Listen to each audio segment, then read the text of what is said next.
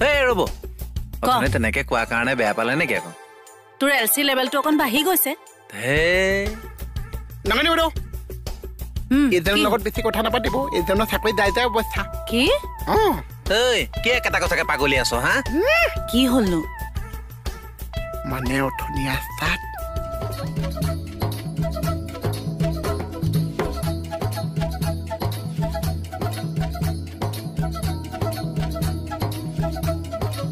কি কৰি আছে ঐ চা এৰা ৰাস্তা মাজত দেখিছা মানুহ মৰা ফুটা বন্ধ কৰি আছো চাওঁ দে বাৰু হওক এই চিন্তাটো যে তোৰ মূৰলৈ আহিছে বহুতৰ আকৌ ঢুকিয়ে নাপায় মোৰে তে এনেকে দিয়ে চা আপুনি যাওক এই ফুটা আজি মই বন্ধ কৰি আস্তা ফিনফিনা কৰি দিম চা বাৰু হ'ব এনেকে দিলে মানুহ এতিয়া গম পাব ইয়াত কিবা এটা এনেকেও দি দিওঁ নালাগে হ'ব বাকীখিনি কৰিব আপুনি আছোন আৰে তই আছোন আপুনি যাওকচোন মোক হ'ব আছোন তই তুমি নাই নহয় আপোনাকহে দিছো তুমি মানে মংগল প্ৰভাত মানে কি মিনিংটো নাজানা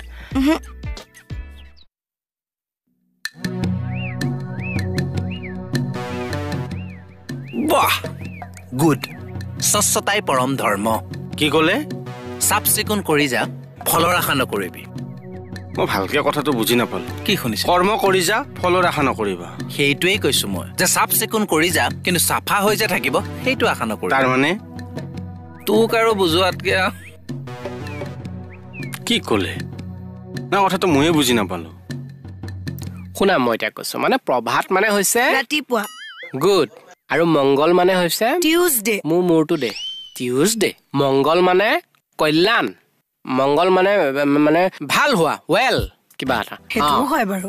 তুমি যে মোক গুড মৰ্ণিং বুলি ক'লা মই তোমাক সুপ্ৰভাত বুলি ক'ব পাৰিলোহেঁতেন অসমীয়াত কিন্তু মই মংগল প্ৰভাত বুলি কৈছো বডিত আছে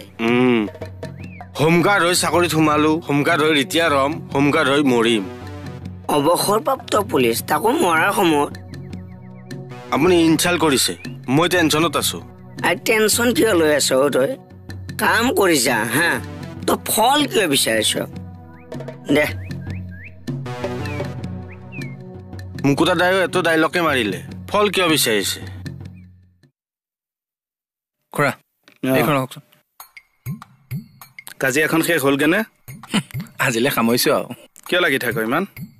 হে এনেই ধেমালি কৰি থাকো তই ঘটনাটো থানা চবেই জানে ন কি ঘটনা দুইটাৰ মাজত যে চলি আছে হেই আপুনি মানুহ মাৰিব দে কি চলি আছে কিয় চলি থকা নাই জানো হে কিয় চলিবগে আকৌ দেউতাই কিন্তু ফোন কৰি মাজে মাজে তোৰ খবৰ লৈ থাকে দেউতাৰ কথাটো মই ক'ম নে অঘটনটো তই ঘটাবি আপুনি মানুহ মাৰিব দে